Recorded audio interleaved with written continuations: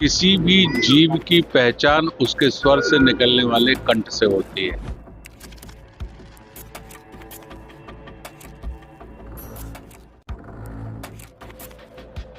दोस्तों, आपको नहीं लगता कि एक्ट्रेस कंगना रनौत हद से ज्यादा फुदक रही हैं? पहले जैन जी को गटल जनरेशन और अब तो बुर्के वाली पर आ गई। लेकिन बुर्के वाली पर जैसी कंगना रनौत आई, वैसे ही बॉलीवुड एक्टर आशुतोष राणा ने उन्हें उनकी औकात बता दी। रही सही कसर पूरी कर दी सीजीआई सूर्यकांत ने। नमस्कार दोस्तों, मैं हूं प्रवीण सानी। दोस्तों, जिस जैन जी ने पूरी बीजेपी की हवा टाइट कर दी है, उसको कंगना रनौत हल्के में ले रही हैं। आखिर कंगना रनौत चाहती क्या है? जैन जी उनके घर के सामने धरना प्रदर्शन करे? बताइए दोस्तों।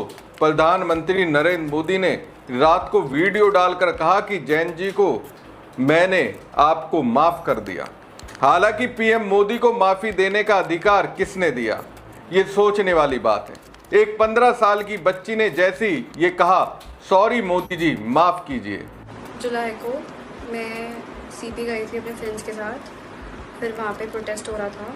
मैंने वहाँ पे कोक पी। वहाँ पे ग्रुप्स बने हुए थे बहुत सारे। वो लोग बहुत चीज़ें बोल रहे थे, बहुत गालियाँ दे रहे थे प्रधानमंत्री जी को। उन लोगों के इन्फ्लुएंस में आके कि तुम लोग भी बोलो, तुम लोग भी बोलो, कोई सब बोलो करके मैंने बहुत चीज़ें बोली। मैं भी मात्र 15 साल की हूँ। मैंने जो करा वो माफ़ी के लायक नहीं था। मैंने बहुत गंदी चीज़ें बोली है, बट ये मेरी पहली और आखिरी गलती होगी। इसके बाद मैं ऐसा कुछ नहीं करूँगी और ना ही वो चीज़ मैंने कभी पोस्ट की थी। मैं पूरे देश से माफ़ी मांगती हूँ।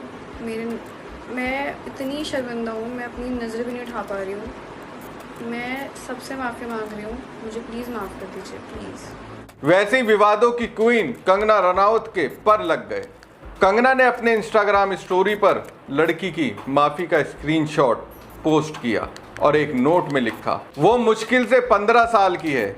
ये खुद बोल रही है कि उसने अपने पूरे जीवन में कभी मोदी जी के खिलाफ कुछ भी पोस्ट नहीं किया। लेकिन उस दिन उसके दोस्त उसे वहां ले गए और लोगों ने उसे गाली देने के लिए उकसाया। आओ अपने बच्चों को दुष्ट, नारीवादी और शैतानी वामपंथियों से बचाओ। हमें अपने बच्चों को उनसे बचाना होगा।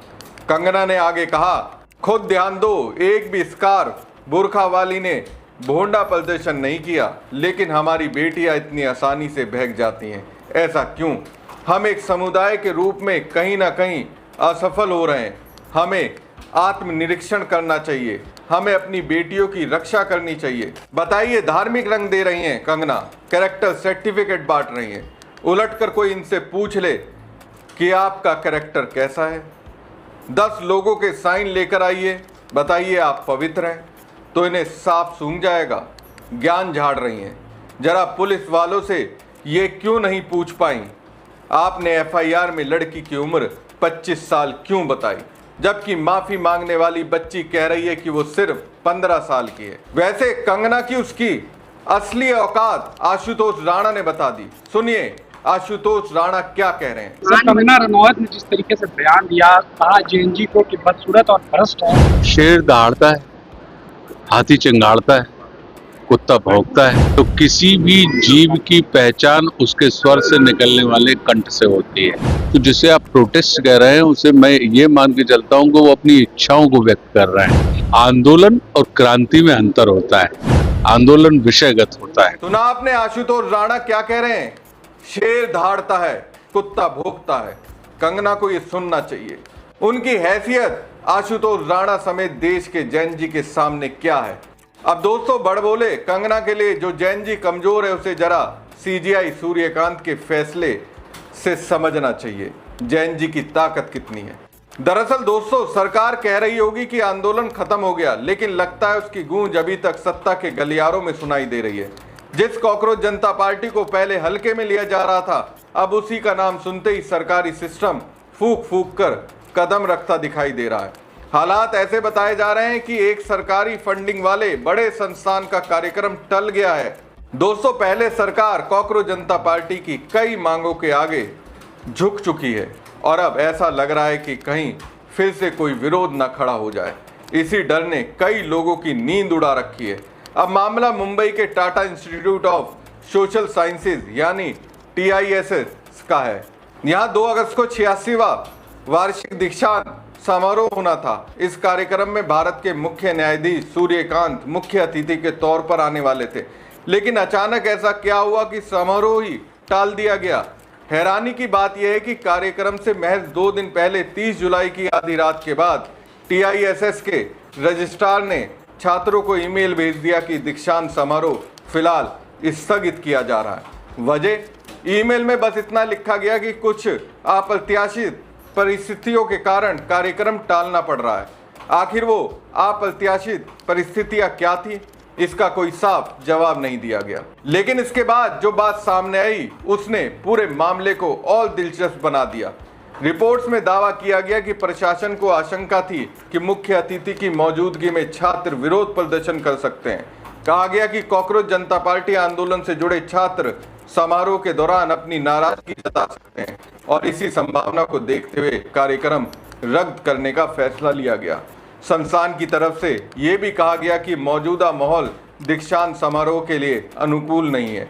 अगर कार्यक्रम तय समय पर कराया जाता तो छात्रों, शिक्षकों, कर्मचारियों, मेहमानों और पूरे कैंपस के माहौल पर असर पड़ सकता था। इसलिए फिलहाल इसे टालना ही बेहतर समझा गया। लेकिन इस फैसले से सबसे ज्यादा नाराज वो छात्र हैं जो महीनों से अपनी डिग्री लेने के इस खास दिन का इंतजार कर रहे थे। उनके परिवारों में भी गुस्सा है क्योंकि बिना कोई ठोस वजह बताए आखिरी वक्त पर कार्यक्रम कैंसिल कर दिया गया। अब इस पूरे मामले को कॉकरोच जनता पार्टी आंदोलन से जोड़कर देखा जा रहा है। जंतर मंतर पर हुए लंबे प्रदर्शन के बाद प्रशासन किसी भी तरीके का नया विवाद नहीं चाहता था। यही वजह बताई जा रही है कि जहां मुख्य न्यायाधीश सूर्यकांत मौजूद रहने वाले थे, वहां किसी भी संभावित विरोध से बचने के लिए पहले ही कार्यक्रम को रोक दिया गया।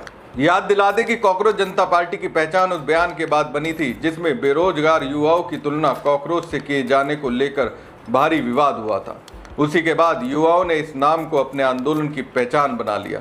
अब माना जा रहा है कि जिस मंच पर CGI आने वाले थे, वहां भी छात्र उसी मुद्दे पर विरोध दर्ज करा सकते थे।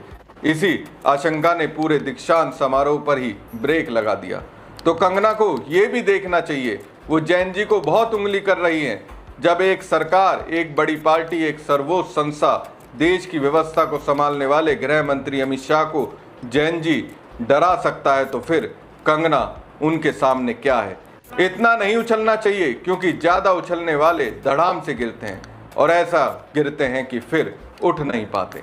हमारी खबर आपको कैसी लगी कमेंट बॉक्स में कमेंट करके जरूर बताएं। साथ ही पेज को ज़्यादा से ज़्यादा लाइक और खबर को ज़्यादा से ज़्यादा शेयर कीजिएगा। धन्यवाद।